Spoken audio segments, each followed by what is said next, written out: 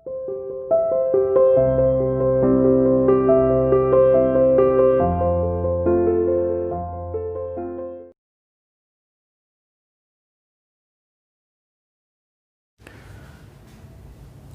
morning students, how are you? You are welcome to CR international online classes. आज का 7th A2 और 7th A4 SST Hindi medium के अंदर हमारा topic रहेगा गैरिसन शहर। गैरिसन शहर सैनिक छावनी शहरों को कहा जाता था। जैसे कि सल्तनत काल के अंदर गैरिसन शहर वे शहर होते थे जहाँ पर रसद सामग्री और सैनिकों को ठहराव की उचित व्यवस्था होती थी। जैसे कि आज के समय में हम सैनिक छावनी से इस चीज़ को बेहतर तरीके से समझ सकते हैं। जैसे दिल्ली के अंदर दिल्ली कैंट, नसीराबाद छावनी, मेरठ कैंट, इस तरह की जो छावनियां हैं, अम्बाला कैंट, ये एग्जाम्पल्स हैं इस चीज़ के जो गैरिसन शहर के। तो जहाँ पर सैन्य अभियान आयोजित किए जाते थे विभिन्न शासकों के द्वारा, खास तौर पर 3 शासकों का इसमें बहुत बड़ा नाम आता है। अलाउद्दीन खिलजी का, उसके बाद में मोहम्मद बिन तुगलक का और गयासुद्दीन बलबन का।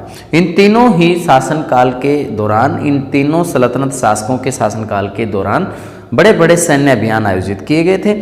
और ख़ास तौर पे अलाउद्दीन खिलजी ने साउथ इंडिया को मतलब फतेह करने की कोशिश की। मोहम्मद बिन तुगलक ने भी साउथ इंडिया को जीतने की कोशिश की। इसमें जो बलबन का जो मतलब दबदबा था वो खास तौर पे उत्तरी भारत और पश्चिमी भारत की तरफ ज़्यादा रहा। और इसके अंदर हमने देखा कि इस शासनकाल के इस दौर के अंदर हमारा जो उपमहाद्वीप है, भारतीय उपमहाद्वीप है, इसके अधिकतम क्षेत्र को इन्होंने अपने अंडर कंट्रोल कर लिया था। लेकिन फिर भी भीतरी सीमा तक यानी भीतरी क्षेत्रों तक इनकी इतनी अच्छी पकड़ नहीं थी। सिंध और वेस्ट बंगाल का जो एरिया आता है उस क्षेत्र के अंदर जो गैरिसन शहर थे उन पे इतनी अच्छी पकड़ नहीं थी। इसमें ये भी देखने में आता था कि कभी कभी दूसरे देशों की तरफ से या पश्चिमी जो दिशा है, उत्तर पश्चिमी दिशा, यहाँ से हमलावर आते रहते थे, सूबेदार आते रहते थे और वो हमला करके और कई बार विद्रोह का झंडा खड़ा कर देते थे। बड़ी चुनौतीपूर्ण हालात पैदा कर देते थे। इसमें अब भीतरी प्रदेश का मतलब होता है वे प्रदेश जिन पे सीधी पकड़ यहाँ पे सल्तनत काल के शासकों की नहीं थी, लेकिन वो दूर दराज के आंतरिक शहर कहलाते थे। उनके अंदर सीधा प्रशासनिक आदेश तुरंत प्रभाव से लागू नहीं हो पाता था क्योंकि दूरी बहुत थी, बीच में वन क्षेत्र बहुत थे, सड़क मार्ग अच्छे नहीं थे, संचार के नेटवर्क अच्छे नहीं थे। इस वजह से भीतरी प्रदेश विकास से अछूते थे। उस समय भीतरी प्रदेशों तक नियंत्रण कम होने की वजह से इनके इनकम सोर्सेज भी कम थे। सल्तनत काल के शासकों को या तो टैक्स के द्वारा या फिर इनको लूट मार के द्वारा पैसा जुटाना होता था, रसद सामग्री जुटानी होती थी। गैरिसन शहर यहाँ पे कैंट सिटी को बोला जाता है। जो कैंट सिटी होते हैं, सैनिक छावनी शहर जिन्हें कहा जाता है, उन्हें हम कह सकते हैं सैनिक छावनी शहर। आज के समय पे जैसे अम्बाला कैंट है, मेरठ कैंट है, नसीराबाद छावनी है, अम्बाला छावनी है, इस तरह के एग्जाम्पल्स हमारे सामने ये हो सकते हैं जो उस समय के गैरिसन शहर होते थे। जैसे दिल्ली भी उस समय एक फेमस गैरिसन शहर था। गयासुद्दीन बलबन, अलाउद्दीन खिलजी और मोहम्मद बिन तुगलक, ये तीनों शासकों के शासन के दौरान इन्होंने बड़े व्यापक पैमाने पर सैन्य अभियान आयोजित किए। सैन्य अभियान का मतलब होता है सेना लेकर के दूसरे क्षेत्रों पर चढ़ाई करना और उनको अपने अधीन लाने की कोशिश करना। इन्होंने किस किस तरीके से सैन्य अभियान आयोजित किए? इसमें आंतरिक और बाहरी 2 तरीके से, एक तो भीतरी अभियान और एक है बाहरी क्षेत्र के लिए अभियान। भीतरी क्षेत्र के लिए अभियान के अंदर आता है कि इन्होंने गंगा और यमुना के बीच के क्षेत्र को, दोआब के बीच में जितने भी वन क्षेत्र थे सबको कटवा दिया और यहाँ शिकारी और संग्राहक समाज जो रहा करते थे उनको खदेड़ करके वहां से हटा दिया गया। वहां पे किसानों को खेती करने के लिए प्रोत्साहित किया गया और खेती के लिए नई नई नीतियां उन्होंने लागू की ताकि इनकम बढ़ जाए। भू राजस्व व्यवस्था वहां पे लागू कर दी। अब बाहरी प्रदेशों के लिए सैन्य अभियान आयोजित किए गए, जैसे कि साउथ इंडिया के लिए, पूर्वी इंडिया के लिए, पूर्वी भारत के लिए। तो वहां पर इन्होंने जैसे सैन्य अभियान आयोजित किए तो वहां पर बहुमूल्य धातुओं पर, बहुमूल्य घोड़ों पर, हाथियों पर, इस तरह के जो भी संसाधन वो चाहते थे जो सेना के लिए जरूरी होते थे उनको इन्होंने नियंत्रण में कर लिया। इसके बाद है सल्तनत का भीतरी सीमाओं में अभियान का लक्ष्य जो था आंतरिक क्षेत्रों में सल्तनत की पकड़ को मजबूत बनाना। सल्तनत का जो भीतरी सीमाओं का मकसद क्या था कि सैन्य अभियान आयोजित करते हुए आंतरिक क्षेत्रों के जो सूबेदार हैं वो विद्रोह ना कर पाए, आंतरिक क्षेत्रों के किसान भी ये महसूस करें कि उन पे भी कोई सत्ता कायम है।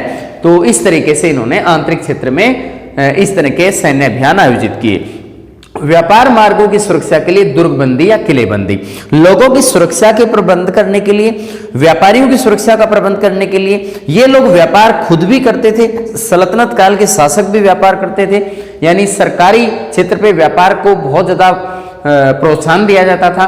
तो व्यापारिक मार्गों की सुरक्षा के लिए इन्होंने दुर्गबंदी को कायम किया, किलेबंदी जगह जगह की और वहां पर सैनिकों की उपस्थिति को सुनिश्चित किया ताकि लोग व्यापारियों को तंग ना कर सके, चोर उचक्के उन्हें लूट ना सके।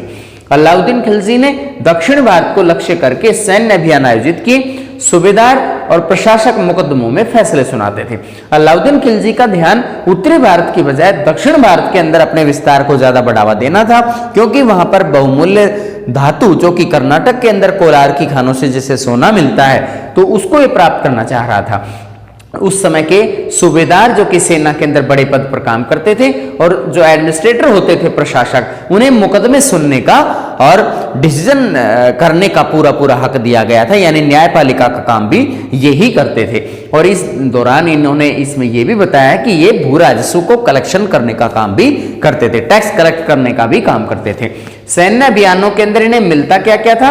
हाथी मिलते थे, घोड़े, गुलाम मिलते थे जो कि दास कहे जा सकते हैं, स्लेव्स, और मूल्यवान धातुएं ये अपने कब्जे में कर लेते थे। इस प्रकार ये जो आपका टॉपिक है वो कंप्लीट होता है। एक बार आप रिवाइज कर सकते हैं। भीतरी प्रदेश जिन पे सीधा नियंत्रण केंद्रीय जो सत्ता है उसका नहीं होता है, इसके लिए बड़े प्रयास करने होते हैं। भीतरी क्षेत्र पर नियंत्रण के लिए सैन्य अभियान आयोजित किए गए थे। गैरिसन शहर सैन्य छावनी शहर को कहा जाता है, जैसे कि आज के समय में अंबाला कैंट और मेरठ कैंट। गियासुद्दीन बलबन, अलाउद्दीन खलजी, मोहम्मद बिन तुगलक के शासनकाल में बड़े पैमाने पर सैन्य अभियान आयोजित करके सल्तनत काल के विस्तार को, सल्तनत काल के अधीन क्षेत्र को विस्तार का रूप दिया, यानी ये इनका क्षेत्र बढ़ता चला गया। लगभग पूरे भारतीय उपमहाद्वीप में इनका नियंत्रण कायम हो गया। सल्तनत का भीतरी सीमाओं के अंदर अभियान को लक्ष्य साध करके साधारण लोगों को जैसे खेती के लिए प्रोत्साहित करना, गंगा और यमुना के बीच के क्षेत्र के पेड़ कटवा करके वहां पे खेती करवाना और शिकारी संग्राहक समाजों को वहां से खदेड़ना। व्यापार मार्गों की सुरक्षा के लिए दुर्गबंदी और किलेबंदी बनाई गई ताकि सैनिकों की उपस्थिति होने से चोर उचक्के व्यापारियों को नहीं लूटेंगे, व्यापार फले फूलेगा। अलाउद्दीन खिलजी ने दक्षिण भारत को लक्ष्य कायम करते हुए वहां पर अपने साम्राज्य का विस्तार किया। सूबेदार और प्रशासक इस समय पर मुकदमे सुनते थे, वही फैसला सुनाते थे, टैक्स कलेक्ट करते थे। और ये सैन्य अभियानों के अंदर सेना को हाथी, घोड़े, गुलाम और मूल्यवान धातुएं प्राप्त होती थी। धन्यवाद।